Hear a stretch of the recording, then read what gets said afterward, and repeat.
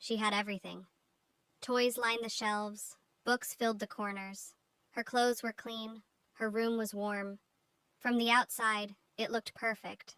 But inside, she felt invisible. No one read her the stories. No one asked how she felt. No one hugged her when she cried quietly in her pillow. She wasn't abused. No one shouted, no one hit. But no one saw her either. That's emotional neglect. It's the absence of connection, the silence where love should be. It's when a child's emotional needs go unmet. Not out of cruelty, but out of blindness. Maybe her parents were busy. Maybe they thought giving her things was the same as giving her love. But she didn't want things. She wanted someone to laugh with, someone to listen, someone to care.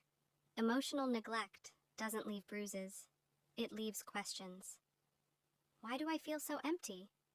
Why do I struggle to trust? Why do I feel like I don't matter? This is the story of a child who had everything, except what she needed. Most emotional neglect is when a child's emotional needs, like comfort, validation, and connection, are consistently unmet, even if their physical needs are provided for. It's not abuse, but it can cause deep, lasting harm. Here's how to recognize it, understand its impact, and begin healing. What makes this emotional neglect? According to mental health experts, emotional neglect occurs when caregivers fail to respond to a child's emotional needs, whether intentionally or unintentionally in your story.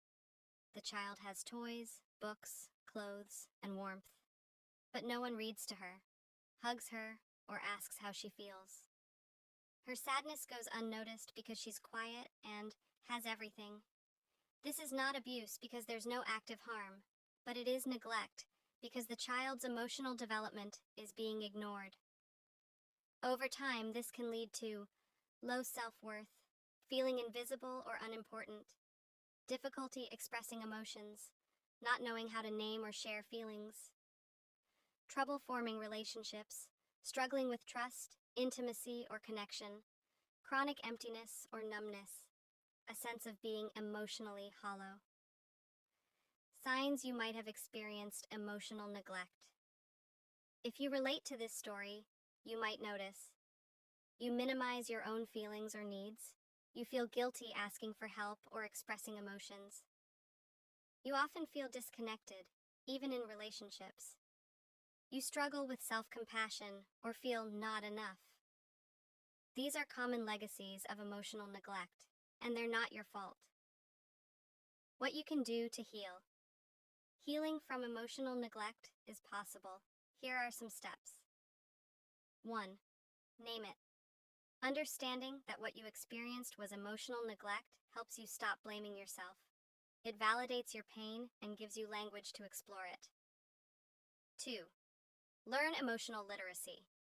Practice naming your feelings: sad, lonely, angry, hopeful. Use journaling, emotion wheels, or guided prompts to explore your inner world. 3. Seek safe connection. Therapy, especially trauma-informed or inner child work, can help. Support groups or online communities can offer validation and shared experience. 4. Practice self-compassion. Treat yourself with the kindness you didn't receive. Affirmations like, "My feelings matter," or "I am worthy of love," can help rewire internal beliefs. 5. Set boundaries. Learn to protect your emotional space and say no to relationships that mirror neglect. If you're still in that situation, if you're a child or teen experiencing emotional neglect now, you deserve to be seen, heard, and loved. Talk to a trusted adult, teacher, counselor, or contact a helpline like Childline UK for free, confidential support. Sources: